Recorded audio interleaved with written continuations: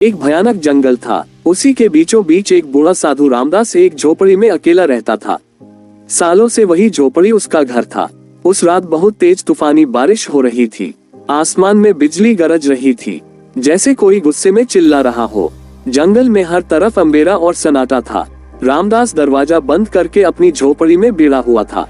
ताड़ी बाहर की बारिश और हवा अंदर न था सके। अचानक अरू थक झोपड़ी के दरवाजे पर किसी ने जब दी। साधु चौका। इतने डरावने जंगल में इतनी राह गए को हो सकता है। हिम्मत करके दखाना बोला। सामने एक नवयुवती कन्या बढ़ी भी। बारिश खते में उसके कपड़े पूरी तरह भीग चुके थे। हर लकीर हर शेप साफ नजर भा रही श्री। वो खूबसूरत थी और डरी हुई थी। साबू ने पूछा, ए कन्या, तू कौन है? इतनी राह इस जंगल में तू यहाँ क्या कर रही है?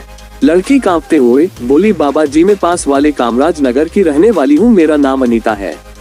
मैं बहुत डरी हुई है। उसकी आवाज थरथरा रही थी। कुछ लोग मेरे पीछे पड़े हैं। वो मुझे मारना चाहते हैं। मेरी इबंत लुका चाहते हैं। मैंने अपनी जान बचाकर यहाँ तक भाग के भाई हूँ। कृपया मुझे क्या लीजिए।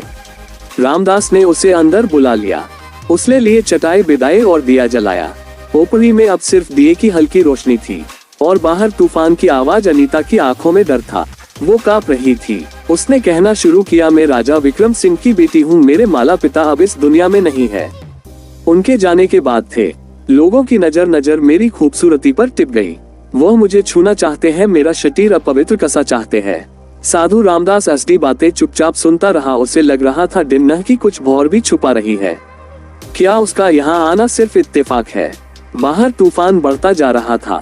झोपड़ी के अंदर सिर्फ दो लोग थे, एक बूढ़ा साधु और एक जवान कन्या। कुछ देर बाद अनीता बोली, बाबा मैं बहुत डरी हुई हूँ। क्या आज की रात आप मुझे यहाँ रहने देंगे? रामदास ने उसकी तरफ देखा। उसकी आंखों में मासूमियत और डर दोनों थे। बूढ़े बाबा ने कहा, हाँ बेटी तुम यहीं रहो। ये झोपड़ी तुम्हारी भी है। अनीता चटाई पर लेट गई। साधु रामदास उसे देख रहा था। वो खुद को रोक रहा था मगर उसके मन में कुछ चल रहा था। कुछ अजीब, कोई हलचल, कोई बेचैनी। सालों से सोए कोई जज्बात आज रात अचानक जाग उठे थे। रामदास के दिल में एक अजीब सी हलचल मची हुई थी। जवानी का जोश और प्यार की एक अनजानी दुनिया, सब कुछ उसकी आंखों के सामने घूमने लगा। वो मन ही मन सोच रहा था, ये रात कैसे कटेगी? मैं खुद को कैसे रोकूंगा? उसने आंखें बंद करके सोने की कोशिश की पर नींद आंखों से कोसों दूर थी। अनीता की भीगी हुई छवि बार बार उसकी आंखों में तैर रही थी। दिल की धड़कन तेज होती जा रही थी। इसी बेचैनी में सिसकियों की आवाज आई। रामदास चौंक गया। वो झटपट उठा और अनीता के पास गया। देखा कि वो लड़की रो रही थी। उसने नर्म लहजे में पूछा, ए अनीता क्या हुआ? तुम क्यों रो रही हो? लड़की ने कपकपाते हुए जवाब दिया, मेरे साथ कुछ ऐसा हुआ है जो मैं किसी को नहीं बता सकती।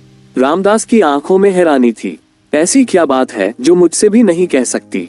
कौन सा राज है जो छुपा रही हो? अनीता की आवाज और धीमी हो गई। मैं कोई अच्छी लड़की नहीं हूँ बाबा। मैं बहुत प्यास से भरी हूँ। मैं भटकी हुई हूँ। और फिर उसने वो बात कह दी जिससे रामदास का खून सूख गया। मैं एक आम लड़की नहीं हूँ। मैं एक भटकी हुई आत्मा हूँ। रामदास का शरीर कांपने लगा। उसके पैरों तले जमीन खिसक गई। आत्मा, ये क्या कह रही हो तुम? मैं कैसे मानूं ये सब? अनीता ने नीचे देखना शुरू किया और फिर धीरे धीरे अपनी कहानी बताई। बहुत समय पहले मैं रानी राधा थी। एक आदमी था अर्जुन। वो मुझसे शादी करना चाहता था पर मैं उससे प्यार नहीं करती थी।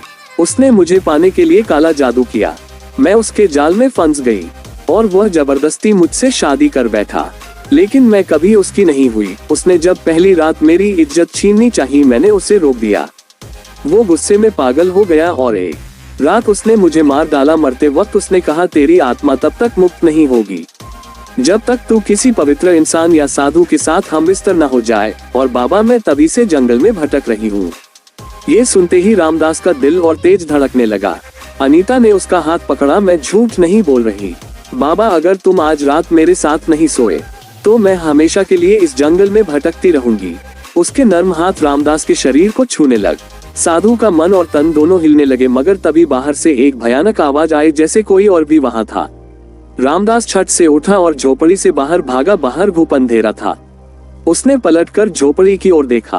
अनीता चुपचाप खड़ी थी। अचानक एक काला साया उसके सामने आया। आवाज गूंजने लगी, मैं वही हूँ जिसने इस लड़की को तेरे पास भेजा है। वो वही साया था जिसने काले जादू से अनीता की आत्मा को सालों से बांध रखा था। वो जोर से हंसने लगा और बोला, साधु रामदास तुम अब मेरे जाल में फंस चुके हो, तुम बच नहीं सकते। रामदास ने गहरी सांस ली और शांति से जवाब दिया, तेरा काला जादू मुझ पर असर नहीं करेगा। तूने सोचा मैं एक लड़की की सुंदरता से भटक जाऊंगा?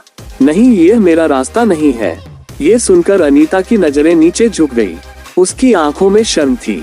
साया फिर गरज कर बोला, तुम भी तो इंसान हो, तुम्हारे अंदर भी तो वासना होगी, तुम कैसे बचोगे मुझसे? साधु रामदास ने अपनी आंखें बंद की और फिर आसमान की तरफ देखा। कुछ पल शांत रहने के बाद बोला, मैं रोशनी का रास्ता चुनता हूँ, तेरे अंधेरे का नहीं। अनीता की आंखों में आंसू आ गए।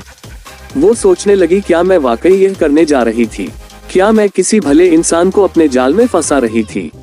रामदास ने नरमी से कहा, अनीता तुम अपने अंदर झांको, क्या तुम यही बनना चाहती हो? मैंने कभी किसी स्त्री की ओर बुरी नजर से नहीं देखा, फिर तुम क्यों मेरी इज्जत छीनना चाहती थी? साया हंसने लगा, बहुत देर हो चुकी है साधु, अब इसका कुछ नहीं हो सकता। मगर अब अनीता की आंखों में एक नई रोशनी थी। उसने धीरे से कहा, मुझे नहीं पता सही क्या है और गलत क्या, मुझे बस मुक्ति चाहिए, शांति चाहिए। रामदास ने जवाब दिया, तुम्हें अपनी आत्मा के लिए नहीं, अपने वजूद के लिए लड़ना होगा। ये लड़ाई अब तुम्हारी है। अनीता ने गहरी सांस ली, अब वो डर नहीं। उसने साया की ओर देखा और कहा, हाँ यह मेरी लड़ाई है और अब मैं इसे खुद लड़ूंगी। उसने अपनी आंखें बंद की, दोनों हाथ उठाए और साया की तरफ बढ़ी। जैसे ही उसके हाथ साया को छूते हैं, तेज हवाएं चलने लगती हैं, अंधेरा कांपने लगता है, साया तड़पने लगता है, चीखता है। मगर अब अनीता की आत्मा जाग चुकी थी। उसने पूरी शक्ति से साया को मिटा दिया। हर तरफ शांति फैल गई। जब अनीता ने अपनी आंखें खोली तो सामने साधु रामदास खड़ा था।